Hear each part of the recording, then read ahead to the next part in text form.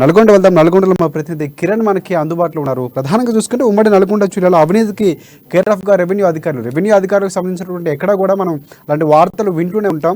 అవినీతికి సంబంధించిన ఎంక్వైరీలో దొరకడం లేకపోతే ఇవన్నీ కూడా మనం చూస్తూనే ఉంటాం. ఇక్కడ కూడా సేమ్ అలాంటి పరిస్థితి కూడా కనిపిస్తుంది. ఏదాదిలో 5,000 రూపాయలు లంచం డిమాండ్ చేస్తున్నటువంటి ఎంఆర్ఓ, అంటే ఇది బహిరంగంగానే రైతులకు డిమాండ్ చేస్తున్నటువంటి పరిస్థితి ఉంది. లంచం డిమాండ్ చేస్తున్నటువంటి వైనంలో ఎక్కడ కూడా ముడుపు లేనిదే సర్టిఫికేట్ ఇవ్వనటువంటి పరిస్థితి కూడా ఖచ్చితంగా కనిపిస్తుంది. ఈ నేపథ్యంలో ఎక్కువగా ఇప్పుడు కాస్ట్ సర్టిఫికేట్లు కానీ ఇన్కమ్ సర్టిఫికేట్ కానీ అవసరం అవుతున్న పరిస్థితి. లోన్లకు సంబంధించి చాలా వరకు అక్కడికి వెళ్తున్నా కూడా వారికి లంచం అనే మాట ఖచ్చితంగా వినిపిస్తున్న పరిస్థితి. ఆ నేపథ్యంలో రైతులు కానీ సంబంధిత ఎవరైతే అవసరానికి వెళ్తున్నారో వాళ్ళు ఇబ్బంది పడుతున్నటువంటి పరిస్థితి. ఎస్, దీనిపై పూర్తి అప్డేట్స్ ఏంటి చెప్పండి.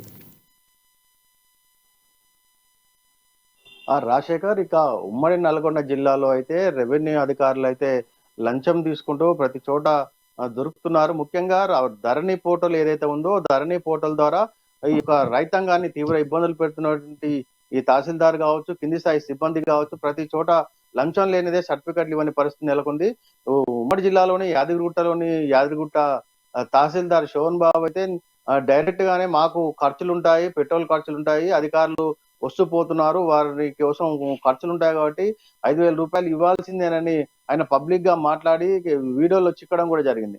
అయితే దీన్ని బట్టి చూస్తే ప్రతి చోట కూడా ఈ యొక్క రెవెన్యూ అధికారులు మాత్రం ఎవరిని కూడా వదిలిపెట్టడం లేదు. ముఖ్యంగా గత కొద్ది రోజుల నుంచి బీసీలందరికీ 1,00,000 రూపాయల స్కీమ్ ఏదైతే ముఖ్యమంత్రి కేసీఆర్ ప్రకటించారో దానికి కావాల్సినటువంటి కాస్ట్ ఇన్కమ్ సర్టిఫికెట్ల కోసము జనాలైతే ఆ తహసీల్దార్ కార్యాలయం చుట్టూ అయితే క్యూ కట్టడం జరుగుతుంది. వెంటనే ఆ సర్టిఫికెట్లు కావాల్సి అవి అప్లోడ్ చేయాల్సిన అవసరం ఉండడం తోటి వీరు అక్కడికి వచ్చేటువంటి ప్రజలు, అదే విధంగా నిరుద్యోగ యువత లంచం ఇవ్వందే వారైతే సర్టిఫికెట్ ఇవ్వని పరిస్థితి అయితే నెలకొంది.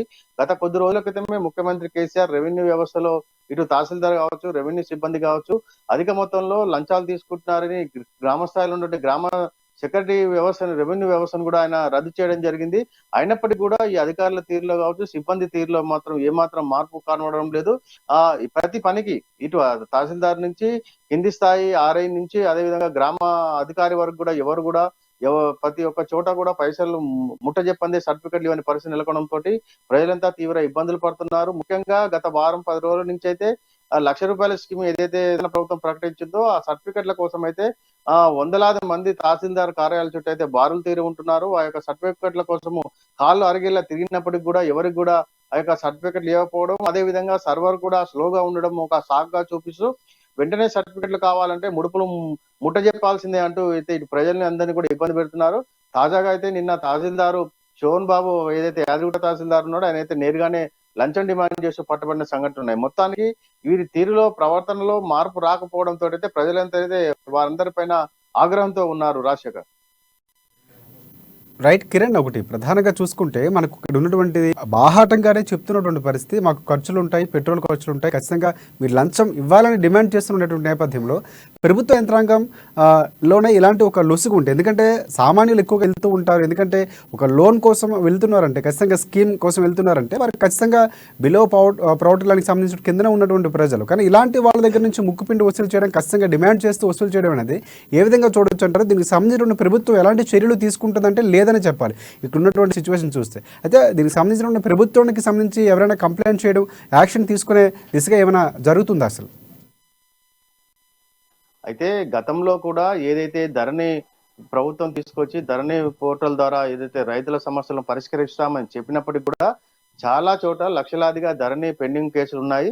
ఎవరైతే రైతులు ఉన్నారో, ఎవరైతే కొంతమంది భూములు ఉన్నాయో వారందరికీ కూడా కొన్ని సైట్లను ప్రభుత్వం ధరణి పోర్టల్లో చూపించకపోవడం తోటి వాళ్ళు అధికారుల చుట్టూ తిరగాల్సిన పరిస్థితి నెలకొంది. ఇటు తహసీల్దార్ నుంచి ఆర్డీఓ, అదేవిధంగా కలెక్టర్ వరకు కూడా వాళ్ళు దరఖాస్తులు చేసుకుంటూ ధరణి పోర్టల్లో మా పేర్లు కనబడడం లేదని, భూమిలు ఎంత ఉన్నాయో అందులో కనిపించడం లేదని పలుమార్లు వినిపించుకొని హైదరాబాద్ వరకు తిరిగినప్పటికి కూడా ఆ యొక్క సమస్య పరిష్కారం లేదు.